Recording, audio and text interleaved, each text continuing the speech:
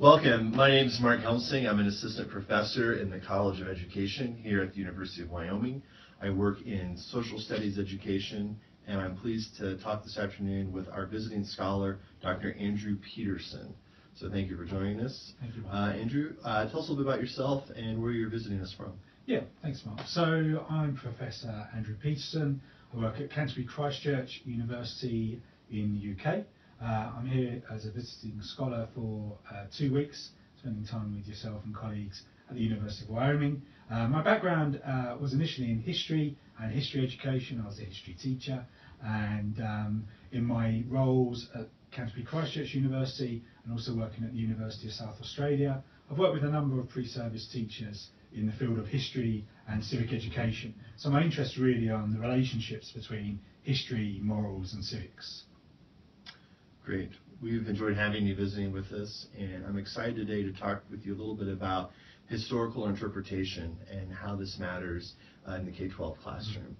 So to start this conversation, I want to ask you a pretty open-ended question, and that is, what do we mean by historical interpretation? Okay, well, the British historian Niall Ferguson has said that history is chaotic. It's a collection of events that have occurred and often quite chaotically. And it's through historical interpretation and imposing some sort of order or structure on those chaotic events that historians seek to make sense of the past and interpret the past and tell stories and narratives about past events and try and put some shape and order onto these events that have happened previously.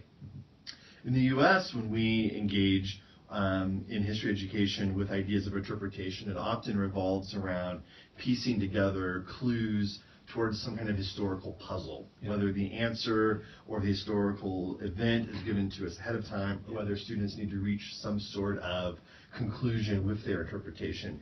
It makes me think a lot about the kinds of practices that our teachers need to do with their students in order to get them to engage in the act of interpretation. Yeah. Would you agree that interpretation is a very specific, concrete thing as opposed to just learning history in general? Precisely. So historical interpretation is definitely what we would consider to be a key concept or skill in history, and it really is understanding the concept of historical interpretation and then being able to put that in some form of action within the history classroom. And I think you're exactly right, Mark, that interpretation in history asks us as historians and asks young children as historians to take seriously the nature of fact and evidence and then some form of interpretation from that, and being able to understand the difference between fact and interpretation, the difference between fact and evidence and interpretation, and that interpretations are always about positioning ourselves and our interpretations in some form of framework or understanding based on, hopefully, some sort of factual information and also evidence, whether that's primary or secondary source evidence. Mm-hmm. With all that said, a question that we need to confront and that teachers are probably asking is, why is historical interpretation important, especially when there's so many competing expectations of what one can do in the classroom. And so I think of all the different skills that are associated with historical interpretation, thinking about cause and effect, thinking about the ability to identify temporal sequence of events, being able to understand how causation interrelates with issues of how people change over time and how events have changed over time. And all these skills related to historical interpretation seem to be the kinds of skills that support critical thinking and deeper thinking in classrooms. But that may not be enough of a persuasive answer. So why is historical interpretation important, and why should it be something that teachers really consider seriously doing in their classrooms? Well, I think, Mark, that there are a few answers. So I think, firstly, you're exactly right, that interpretation can form a bit of a linchpin to other skills and concepts within history and within history classrooms. So it's through interpretation that we can start making sense of notions of cause and effect, and notions of continuity and change, and notions of chronology, etc. So these historical skills and concepts, although often we try and demarcate them because then it's helpful to understand what they are, they're all interrelated. So I think that's one important point. The second point, I think, is that increasingly, and perhaps it's ever been so, but also increasingly with media and access, that young people are open to a whole range of historical interpretations. Some of those historical interpretations will be based on reconstructions. Movies, for example, are based on these reconstructions, and we have the popular TV series precisely. And so young people are exposed to history in a whole range of different areas of their lives, not just within the classrooms. So for them to understand not only that these are historical interpretations, but what historical interpretations mean and what that means for us as historians and young people as historians, I think is crucial. Similarly, we have historical interpretations in terms of reconstructions or in terms of reputations of particular figures and historical narratives, but also in terms of commemoration. So when young people attend museums or historical sites, often history is interpreted in a particular way for particular political, national, or historical reasons. And again, these are interpretations that are placed on facts and evidence from the past that young people are engaging with either implicitly or explicitly as part of their lives. And then I guess the third point is that it really asks teachers to think about some various questions about historical interpretations. So what's the nature of historical interpretations? What are different historical interpretations? Why do we have, I think this is a crucial one, why do we have different historical interpretations? And then lastly, how do we go about evaluating the relevant or respective strengths or weaknesses of these different historical interpretations? All of those reasons that you just gave make me think about how in the United States we're seeing this popular explosion of interest in history. This popular history has really taken a hold through the variety of dramatic serials on television, reality television shows, the growing popularity of the History Channel and related historical documentary infotainment programming, to say nothing about movies and novels and comic book series that are galvanizing interest, including video games, for example. Many video games engaging in historical thinking as a part of this narrative. And with all those aspects of interpretation that you just shared, in the United States, history education is often positioned as an aim or a vehicle towards the improvement of citizenship. That history and historical thinking and history education particularly can help build frameworks and contexts in which we can get better informed citizens, more engaged and participatory citizens in our communities. Is that similar in your context in the UK? How do history teachers see the purpose of history? Do they have similar viewpoints? Do they see history as perhaps serving different ends? And if so, what might be points of comparisons and differences between how history is taught in the UK versus history in the United States, which is often seen as a vehicle for promoting engagement with one's heritage, one's past, a very personal connection to history? Well, I think it's exactly the same in the UK. So there are various strands or connections that history is targeted towards developing. So certainly an understanding of the nation's history, but also the nation's history in respect of the rest of the world and engagement within Europe, within the Commonwealth, within the wider world in the UK.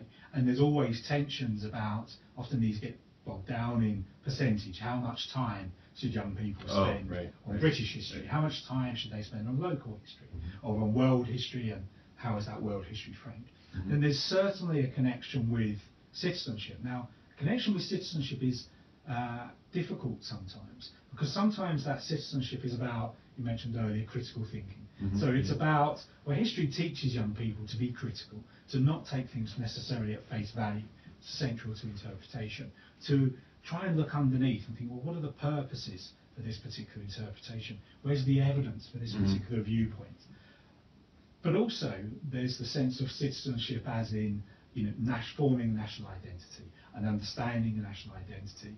And here those interpretations around commemoration have quite close links with the curriculum. In Australia, for example, I won't go into the details, but a historical figure called Simpson and his donkey from World War I was often used. The Battle of Gallipoli, often used, historically relevant, historically had a purpose, but with a particular slant and a particular interpretation that was aimed at developing an understanding of Australian identity and awareness. So that's another way that history connects to citizenship. The third area, which is really complex and quite controversial, and with the current curriculum in England for history is perhaps underplayed, relates to understanding diversity and a range of different perspectives on history. Now, you could say that the purpose of history and the purpose of interpretation is partly to introduce young people to a range of different perspectives on particular events, or even a range of different histories. Now, life histories and personal histories have really impacted on the curriculum in schools and the work of teachers in schools in the same way as the work of museums have really been impacted by these personalised narratives and life histories. So I think that's another way that's important. And underpinning that is this notion or this question: to what extent should history education in schools aim to develop historians, and how closely should history in schools mimic history as a discipline in the academic field? So should young people, and if so, to what extent, should young people be engaging with primary source analysis, secondary source analysis, forming their own interpretations, for example? In the United States, I think one aspect of this question of how much do we shape history education to produce future historians misses the point about how everyone is a historian. Everyone who's collected family recipes or has engaged in oral history or life history work, or even done activities like scrapbooking, for example, they're engaging in historical acts, even if they're not at the level of the professional historian. And that's one way I see this engagement with primary and secondary sources as being useful in sort of cultivating these interests and these dispositions in how one engages with history, whether that history is local and intimate, or whether that history is broadly global or transnational in scope. We can always have students think about their interactions with the products of history, or these residues of history that are all around us. And in the case of classroom teachers, this notion of the engagement of life histories and oral histories, or narrative history making in general, makes me think about one way in which historical interpretation needs to be considered by teachers. And that is, in the U.S. context, aspects of literacy are becoming increasingly more present and increasingly more prominent in the curricular design of the school day experience. This is forcing both specific teachers of social studies as well as our generalist teachers at the elementary grades who have social studies embedded in their existing curriculum to think about the kind of space they would offer historical interpretation and why. And I think one way to think about that is, what are the actual things that our learners do when they engage in the act of historical interpretation? So I want to spend a little bit of time thinking about how we can engage learners in historical interpretation. Do you have any examples from your own practice or experience that you could share? Yeah, well, thank you. So I think there's a couple of things. So just before I answer that question directly, I think we know in England, in the UK, there's been a great deal of really useful research on how teachers engage children in classrooms with primary and secondary sources. We know that teachers use historical movies and a range of different media to engage children in history and historical interpretation. What we know less about is the connections that teachers and schools make with the engagements outside of the classroom. So again, with museums, we know teachers take young people to museums or draw on museum artifacts within their classrooms using multimedia sources.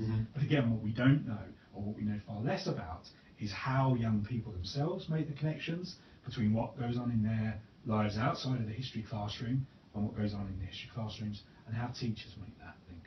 Now, specifically about engaging children with historical interpretation, I think that absolutely crucial for us in England has been the work of two historical researchers, Peter Lee and Dennis Schmidt, who have developed, based on a large-scale project called Project Cheta, looking at history methods and history teaching in schools and instruction, a range of perspectives on historical accounts. So they would say that part of history teaching is to help students to develop their understanding of what a historical account, a historical interpretation actually is, and to try and move away, which many students, particularly younger students, will come to class with, which is either there is one true account of history, or because we know that that's perhaps wrong, therefore any account must be mistaken or is fallible. So there are no true accounts. And it's trying to move away from that sort of dichotomy or that level to think about the purpose. Why are accounts written? What relationship is there, for example, between the facts, the evidence, and the interpretation? Now, in England, a key topic that we could think about this through is 1066 and the Battle of Hastings. So, for example, we know from evidence, there's quite overwhelming evidence that King Harold was killed at the Battle of Hastings, was shot through the arrow with an eye, and that is how he died. But there's still recently been news stories and historians writing in fairly prominent publications to say, actually, that's mistaken. Either that's not how he died, he did die at the Battle of Hastings, but he was killed by a group of soldiers with an axe and hacked to death, or by saying, actually, he didn't die. He died when he was 80 years old as a hermit. He wasn't killed at the Battle of Hastings. Now, for historians, and one way of thinking about historical interpretation is, well, how do we respond to those accounts that contradict what widespread historians, the evidence, the historical record seems to suggest? Well, there's two ways, I think, both relevant to historical interpretation. One is that we look at the wealth of evidence to support alternative cases, and we think, well, actually, what is the historical record? What sources, what type of evidence are different historians drawing upon, and what's the weight of that evidence in order to make their accounts? And also, why would we want to make alternative accounts? What's the basis? What's their purpose in offering an alternative account? So by looking at particular events, in this case the Battle of Hastings, 1066, did Harold die? Did he not? How did he die? But also, where did the battle take place? Again, the historical record is fairly clear. There's primary sources backed up by secondary evidence that it took place where the current Battle Abbey is.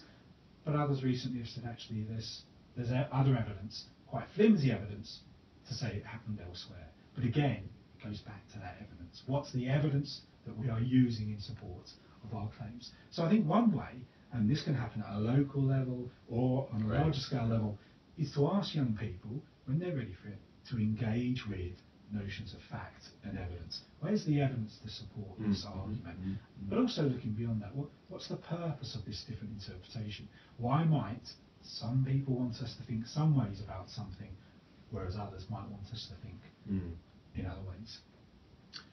That notion of purpose is really interesting. In my work, I'm interested in how in the United States, our national histories are and can be told in a variety of different ways. So I link historical interpretation to the concept of emplotment. And this comes from work from scholars such as Hayden White and Frank Ankersmit, who argue very strongly to really think about the narrative construction of history. What are the stories that we are telling about history? I think that emphasis partly explains the rise in popularity recently with so much popular interest in historical narratives, history as stories, through a variety of forms of popular culture. So on that end, I'm looking at historical interpretation through the ways in which teachers, as well as museums and popular culture, emplot a historical event through different kinds of stories. There are different kinds of genres that teachers either explicitly or implicitly choose to narrate their histories. And we can think about a variety of genres. So a few, for example, if we take the example of the westward expansion, which is a very commonly taught curricular unit in U.S. history courses here in the U.S., it follows a fairly universal or fairly well-known narrative, which is that white settlers from the eastern part of the United States, through a variety of political, economic, and social forces and reasons, moved westward into the North American continent to settle different regions of the West through different ideas of manifest destiny or resource extraction or settlement of new lands for particular reasons, along with the contact of different indigenous cultures. So that tends to be this history, this narrative that we're dealt with. We know, very similar to the Battle of Hastings, that there are particular events that happen. The evidence shows this. But what is less clear, though, is how we tell that story and why we tell that story and the importance that we place upon that story. So if we were to use some of the examples of emplotment from these narrative and genre theories, we could look at westward expansion as a romance story, in which a romance has a very clear hero, a very clear sense of purpose, a quest towards a particular ending, in which there are hardships encountered, hardships that are overcome, that lead to this resolution. Although we can also tell the history of westward expansion and teach it through the tropes of a tragedy, in which our heroes are beginning their journey with some inherent problems, that they themselves are not necessarily free from the tragic elements that many tragic heroes have. And then along the way, when they encounter these hardships, it leads to an ending and a conclusion that is tragic in the sense of ending. Whether we could apply that to the white settlers, to the indigenous communities of the West, or even how we look at Western history today through different lenses of human-environment interaction and the role of man and human actions upon the physical landscape of the West. So with those different ways we can tell that story, I see historical interpretation very similar to your example of the Battle of Hastings as looking at what's been proven by evidence, looking at the historical record in which events and chronology and persons are clear and there for us to analyze. But then how do we get students to look at that evidence and interpret it for a particular purpose? Professional historians do this all the time. So with westward expansion, a very popular theory is the Turner theory or the Turner thesis by Frederick Jackson Turner, who has one argument for how and why this historical event progressed into the West.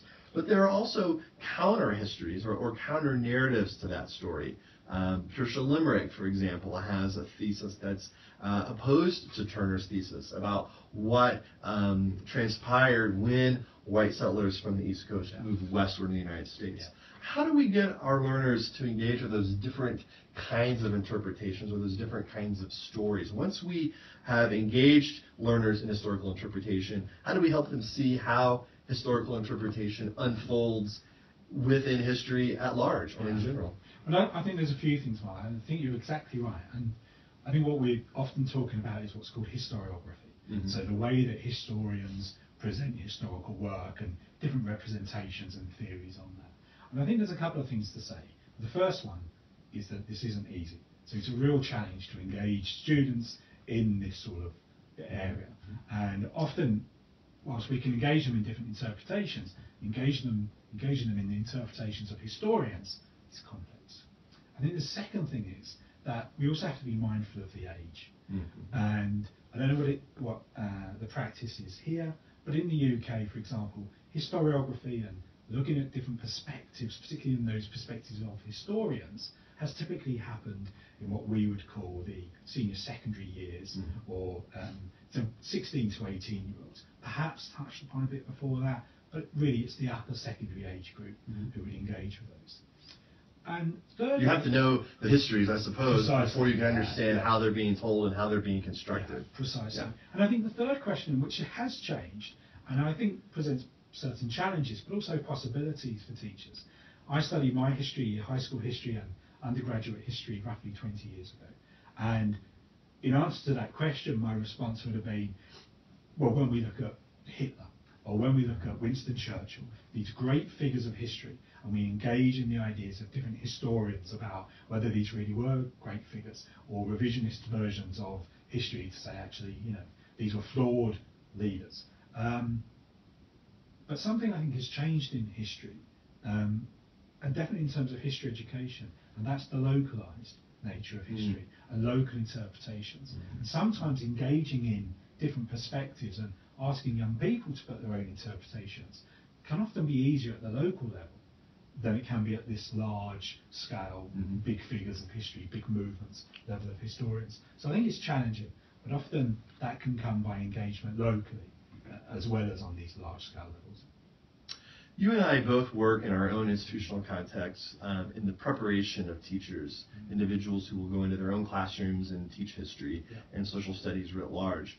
As we conclude this conversation today, what sorts of advice or general perspectives would you encourage new beginning teachers to take with them as they embark upon this quest of teaching history, or even thinking about the teaching of history and historical interpretation in their future classrooms? Yeah, but I think there's a couple of things there. The first one may sound obvious and may seem obvious, but I think it's still a really important question to ask.